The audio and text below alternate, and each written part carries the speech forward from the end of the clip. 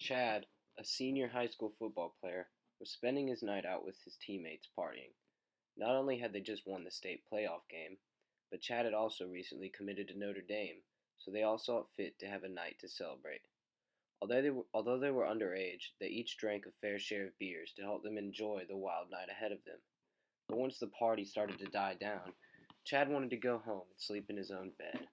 He insisted he was sober enough to make it home, and his teammates didn't want to be the lame ones that had to call his parents to come get him.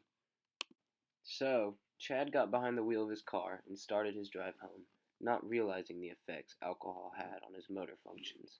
He could feel the wheels slide between his fingertips. He would often get lost in the sound of his music.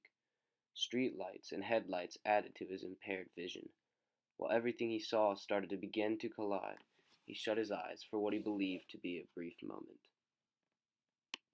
Chad never opened his eyes again, though. He had swerved into another lane and hit a car head-on, killing the family it contained. Chad, a dedicated student-athlete, lost everything he had worked for. His life was taken instantly by the impact of the wreck.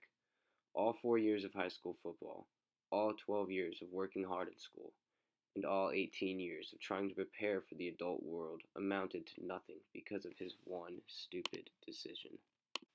Nothing felt the same for his family. They couldn't bear to be around the house because everything served as a reminder of him.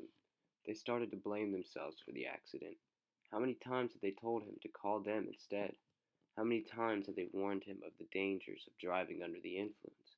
And yet, they must not have said it enough. Chad's friends lost focus at school. They missed his charisma and his joy. His teammates felt responsible for the accident and couldn't bring themselves to play football ever again. Chad's case is just one of many. Every day, 28 people in the U.S. die in motor vehicle crashes that involve an alcohol-impaired driver. This amounts to one death every 53 minutes.